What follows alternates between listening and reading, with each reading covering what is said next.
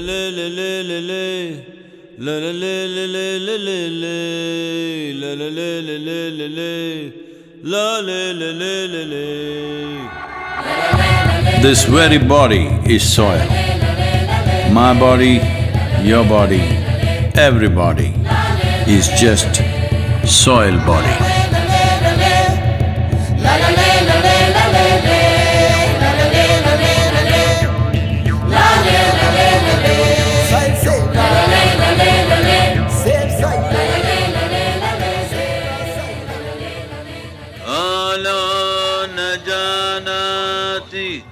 Tava samapanam Rushto maya tava mahakara Yogeshwara kala kala Yogeshwara kala kala. Namaskaram, and all of you. Namaskaram, sir. You already know enough about Save Soil movement. So, this happened some time ago, once upon a time. You know.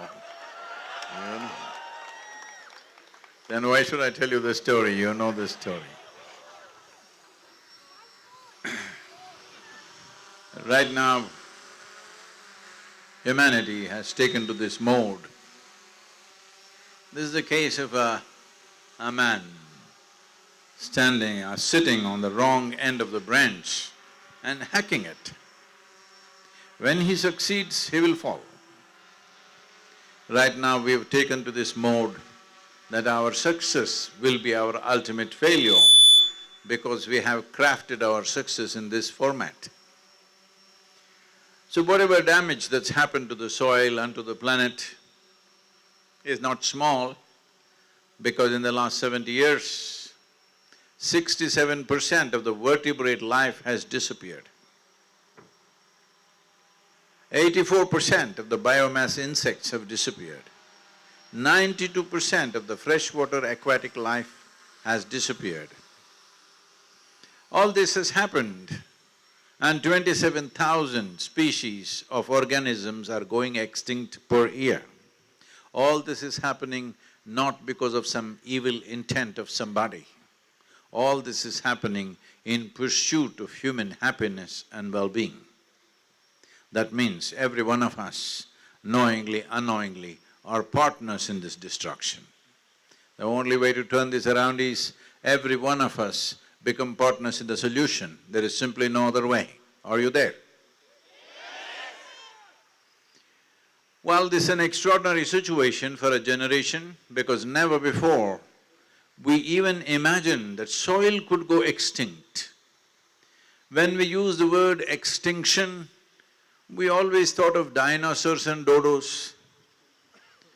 Never imagined soil could go extinct.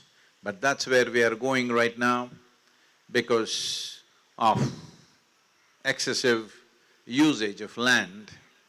When we say excessive usage of land, everybody will think cities, industries, this, that. No, that is not where the excessive usage of land is. Nearly 71% of the world's land is under agriculture. That's where the real damage is. This damage has happened simply because we have made our farms in such a way in the name of industrialized agriculture that there is no element of organic content in the farm. There are only two sources of organic content. What is that? That's good. Plant life and animal life, that's all there is. Just go and see any farm, it's just brown land, no plant life, no animals. Plants are gone because we wanted to plow every inch of it. Animals are gone because machines came. Machines make our work easy, but the problem with the machine is it doesn't shit. Yes, that's a big problem. It's not a small problem. Because the nature of creation is such, what one animal eats and excretes, it is the food for another creature and another creature. This is how the whole evolutionary system has built up. Either our very body, flesh and bone, or our excretion is the food. This is the cycle. This life that we call as my life is actually just a part of the carbon chain that is upon this planet. In this carbon chain, the soil is the most important link, it is the largest piece of the chain. But that chain or that link has become very thin or worn out. If we don't strengthen that right now in this generation, this whole life system can collapse. This may sound like a very dark picture. No, this is not a dark picture. Because as I said earlier, 27,000 species of organisms are going extinct per year. What's my problem? What's my problem if creatures that I cannot even see with my eyes, they die? What is my problem? This is the problem. The problem is, if all the insects die today, all life on this planet will end within 4.5 to 6 years, including you and me. If all the worms die today, all life on this planet will die within 2.5 to 4 years, including you and me. If all microbial life dies right now, all of us will end right now, because 60% of your body is actually microbes. Only 40% is your genetic material. In terms of numbers, I'm saying, number of cells that you have, number of microbial organisms that you have, 60% are microbes, only 40%. I was in Sofia, in Europe, as a part of this trip, and one little girl, 8-year-old girl, I don't see any 8-year-old, there she is, like this one. So she comes and says, Sadhguru, Sadhguru, I want to save soil, but my mother… Your mother also? So I said, see, tell your mother she's only 20% of you. Because 60% is microbes, you need to listen to them. Another 20% is your father, you're only 20%, so only 20% control. Because life doesn't happen because of other human beings. Life is happening because of microbial life within us and around us in every other way. There are over a trillion species of microbes largely in the topsoil. That is 15 to 18 inches of soil is the cream of this planet. Every life that you have seen, anything that you see as life, a tree, a bird, a worm, an insect, an elephant, an ant, you and me, all of us are a product of this 15 to 18 inches of topsoil. This is the most fantastic material or living system that is there not just on this planet, in the known universe, there is nothing like this. Soil is the most fantastic thing. But unfortunately, in this culture, we understood this and we called soil as our mother. When you refer to something as your mother, essentially, we are saying it is the source. Mother is not just in terms of your mother. We say a motherboard, a mothership and mother whatever. When we say mother, we are referring to the source. The problem with us right now is we are trying to use the soil as a resource. This is a problem. Over 85% of the nations on this planet are still looking at soil as an inert substance that they can fix by adding nitrogen or phosphate or this or that. It's a living system, it has to be treated as a living system. When we talk about raising the organic content, we're only just talking about feeding the microorganisms which make this living system. It is not just today to eat your food, for your nourishment, soil is important. In the process of your evolution, you are who you are as a complex life today is only because of what's happening in the soil. For example, approximately 1 billion years ago, some very smart algae or a fungi, we do not know which one, some 15,000–20,000 years ago, a caveman, maybe a cave woman, hello? Possible? Possible. No, because women claimed that there were no cave women, they were always civilized.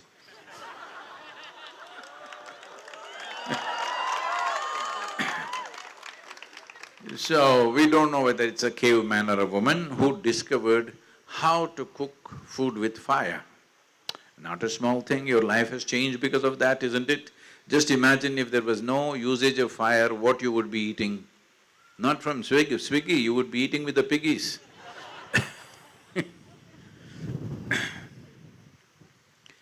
Similarly, we do not know whether it's an algae or a fungi, but one of them discovered how to cook their food by using the perpetual energy of the sun. This phenomena today we call as photosynthesis. Everything that's green here, except you green people, everything that's green here is because it is doing this tremendous phenomena called photosynthesis. What it means is, using the perpetual energy of the sun, it is taking carbon from the atmosphere, making it into carbon sugars in a very judicious way, exchanging, there's a very complex marketplace down there, exchanging carbon sugars with other nutrients from the microbes. And these microbes are in such massive colonies, and around each species of tree or a plant, there are different types of microbes gathering, doing their own kind of trading. It's the most complex system that you can ever imagine. That kind of activity is happening, and it is this activity which is the basis of our evolution. Who we are right now is a consequence of what is happening there and what's been happening there. So, before the phenomena of photosynthesis, the oxygen level in the atmosphere was a shade over 1%. Today it is 21%. That's why you and me are able to breathe. Last 2 years, even with mask on, you have been breathing. Hello? You're alive means I believe you've been breathing. Am I correct? Now check and tell me, are you breathing?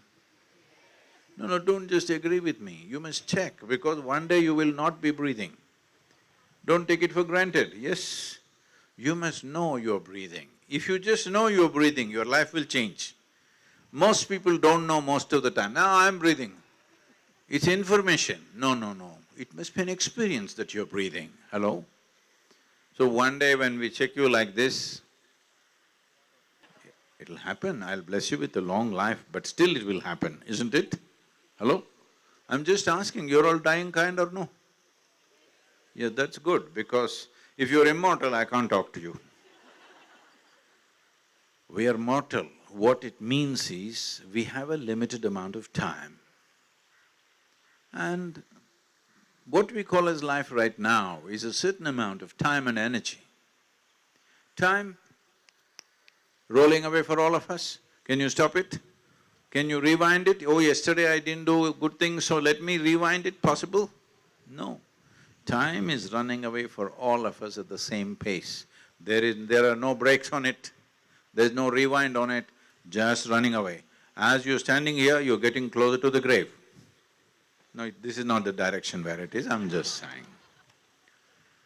All of us, as we stand here, as the clock ticks, we're all getting closer to the grave, yes or no? If you do little inner engineering, we can help you how to kick the can a little bit, but still you die. I'm making it very clear to you, with inner engineering you still die, you can postpone it a little bit. Little pushing can happen. So time is rolling away, there's nothing you can do about it. But you have your life energies. This you can enhance in many different ways.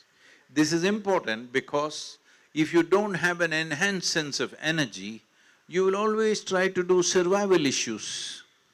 Just how to survive. I think this is happening to a lot of young people, except a few. Most people are thinking how to make a living, how to make a living. What, God damn it, every insect can make a living. With this big brain, what is your problem about making a living for a human being? Hello? Well, that should not be the concern for a human being. A human concern is how to break the limitations that I have set upon myself. What is the peak possibility? Because for every other creature, nature has made them this way. 90% of their life is fixed by nature. only 10%, they have some latitude to do their own individual thing. But once you have come as a human being, only 10% is set by nature, 90% is left to you, what you make out of yourself. When such a freedom is given, instead of becoming something fantastic, most people are worrying themselves to death, what to do, what to do, what to do. So if you suffer your freedom, best thing is to imprison you, isn't it? You're doing that by yourself, you don't need any outside help.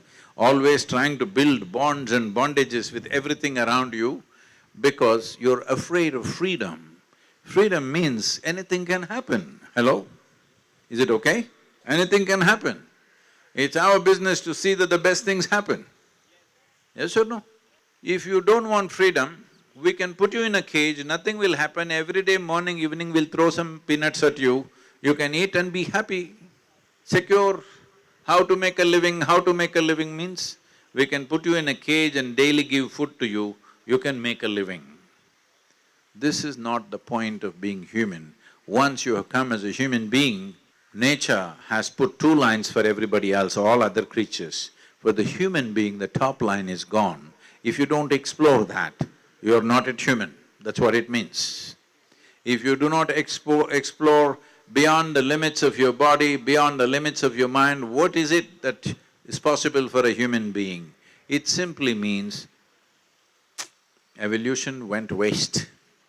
When I say evolution, it is millions of years of R&D. That's what evolution is. Hello? From a single-celled amoeba to make someone like you, tremendous amount of work has happened, isn't it? Tremendous or no? So in many ways or in every way, you are the flower of evolution, the peak.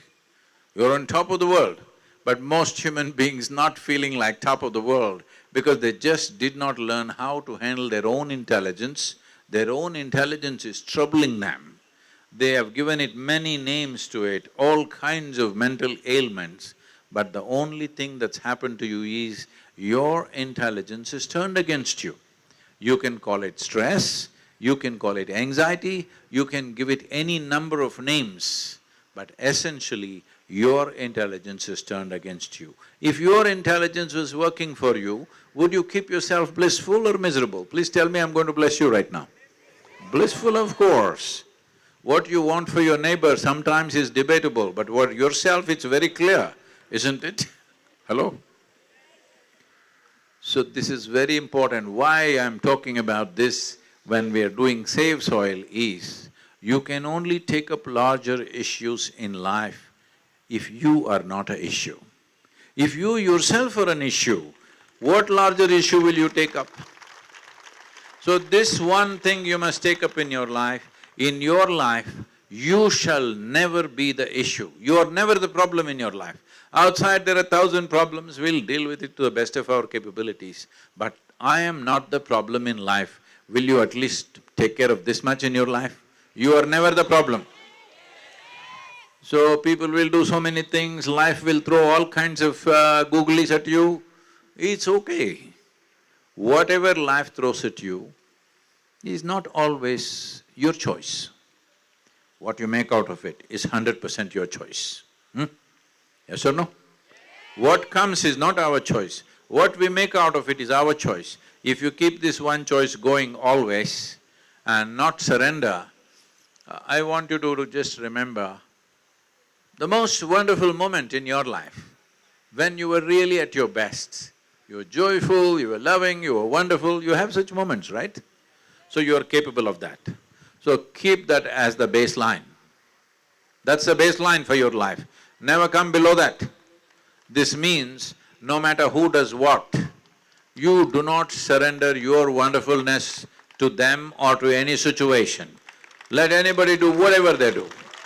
You maintain your wonderfulness because in your life, all that you have is how pleasant is your experience of life and how profound is it. This is all there is. Yesterday I was in conversation with somebody in Mumbai. They said, Sadhguru, what is the takeaway from this? I said, have you ever been to a funeral? I said, yes. The guy who was dead, was he taking something and going? Was there a container service for him? No, there is no takeaway. The only thing is how pleasant and how profound is your life. You just have to take care of this. If you take care of pleasantness of life, that you're always pleasant within you, no matter who's doing what. People, like I've been driving through Arabia, in the deserts, temperatures were 54 degrees. And it's literally melting my bones off. People are saying, Sadhguru, how are you just going through this, smiling and laughing through this? I said, I won't let a desert spoil me. It's a bad weather.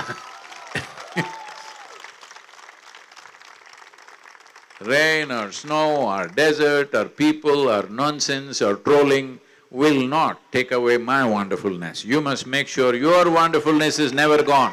Thank you very much. Save soil, let's make it happen. So what can I do, what can I do? Can I go home and fix my kitchen garden? Well, that's very cute, but that's not a solution. The solution has to happen by changing the policies towards protecting soil. We are working on that. Right now, all the states that we have gone through, including Maharashtra, have strongly committed they will do it. But it's important that people's voices are up. People's mandate is important. I want you to always remember, governments are not elected to do fantastic things. They are elected to fulfill people's mandate. Where is the mandate? You must give that mandate, you must keep that voice up that we are concerned about the future well-being of our nation, concerned about the future of our own future, our children's future. We're concerned about this. This commitment and this mandate should come to the government, only then governments can really take serious steps. Right now we have no doubt that the world will turn towards safe soil solutions. The question is only the speed and the pace at which they will go. And pace is equally important. For this to happen, we need your voices. You have a smart friend in your pocket, I know. Huh? You have a smart friend in your pocket. Not the one beside you. All right, you kept your smart friend in your pocket. This is a powerhouse. This is the first time. All right. Don't break my heart like that. So, this is the first time in the history of humanity that you can sit at home, in the comfort of your home and talk to the entire world. Never was this possible. Many great beings have come. When they spoke, even 10 people could not hear them. This is the first time you have this privilege and power. I want you to employ this responsibly and create a beautiful world. For a beautiful world, for all the colors that you see, for the greens of the leaves and the reds of the roses and the pinks of the geraniums and everything, soil is the source. Let's make it happen.